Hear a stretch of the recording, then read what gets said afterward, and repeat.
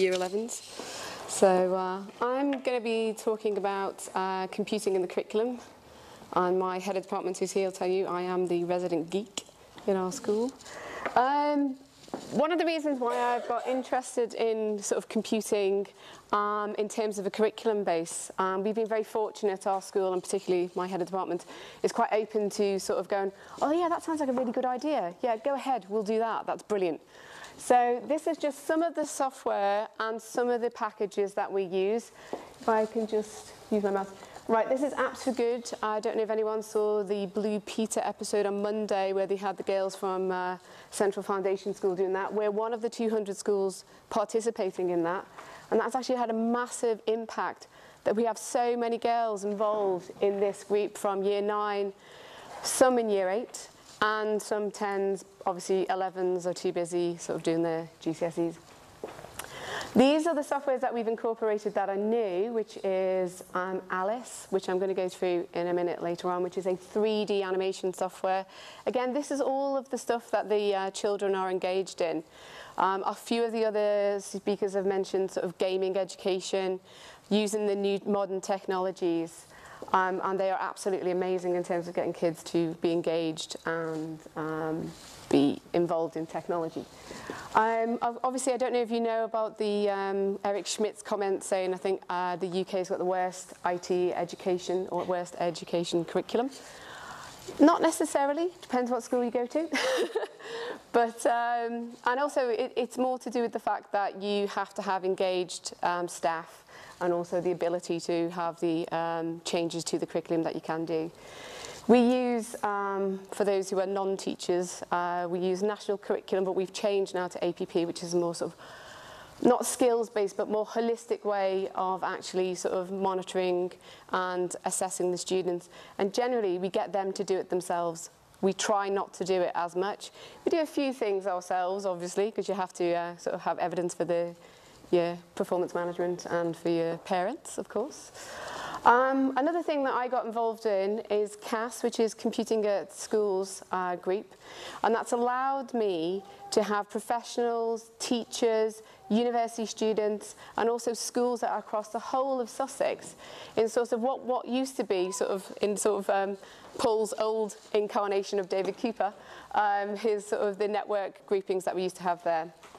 One of the new things that we're doing is lots of app development, lots of gaming, and they're still doing the exact requirements that would be a part of the national curriculum. They just don't realise they are.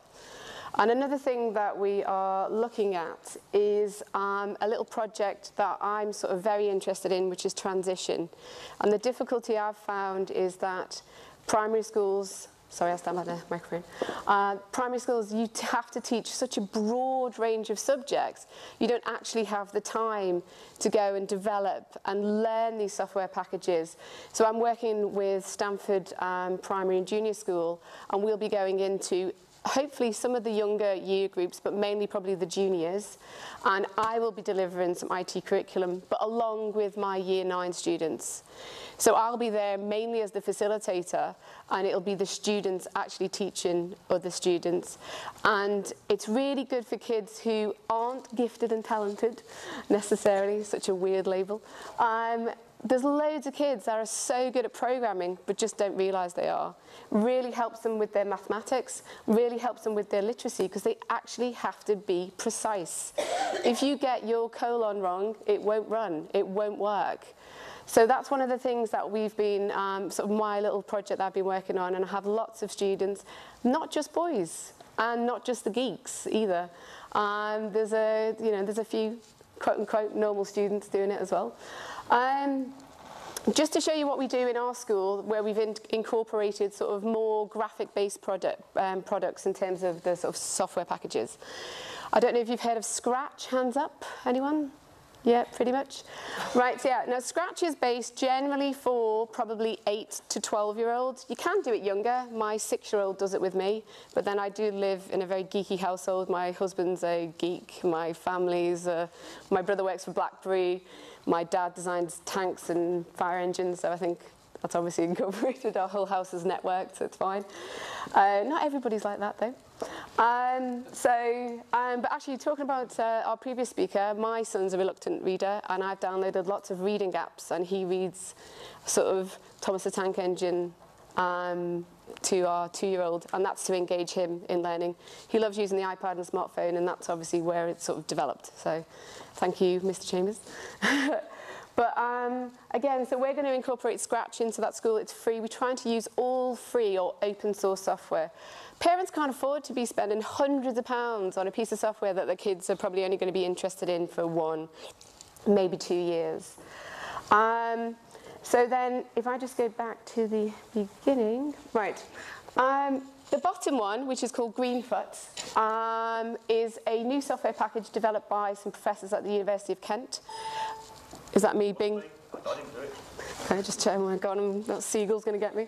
And it's basically, they're all graphic based. The kids don't realize they're programming at all. And this is actually Java. It's pure Java, not modified, not anything. And they code games. And one of the things that we're going to be doing is actually, you can attach this to an Xbox Kinect controller.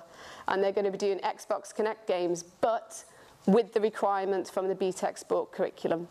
So they'll get to go and play their games, they'll get to go and try it out with the teachers, bit of a laugh, but it's absolutely amazing. The kids they don't realize how much they've done in terms of their coding and how they can develop, and it gives them so much inspiration because they can actually do something pretty much instantaneously because it is using graphics and not using line-by-line code.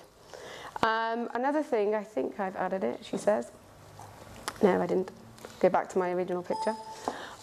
We are using a new piece of software which is all in a browser, and it's called USource. And I would say you could probably do that upper primary all the way through, maybe lower primary with some of them, but it's just the sort of comprehension in terms of the code. And it's to develop apps. You don't need any security. It's all sort of controlled on the, everything's controlled by the owner, which is Paul Clark. Nothing goes live without his vetting or the teacher's vetting. And all they need to do is download the USource player on the Android phone, and then they can play their apps and show their parents at home, which is obviously what we've been talking about. Using it sort of collaboratively and also getting the students to be engaged, so you get them to produce something instantaneously so that they understand exactly the sort of instant hit, the happiness that they get from doing stuff. Go home and go, Mum, look what I've done, or have you seen this app, what we did in class today? And then obviously that's the only ones that have me, not all the, only kidding, no, we are doing it. And then from that, you can actually develop it because, going back to Greenfoot, which is obviously the one just sort of down the bottom. Sorry. Okay, thank you very much, everybody.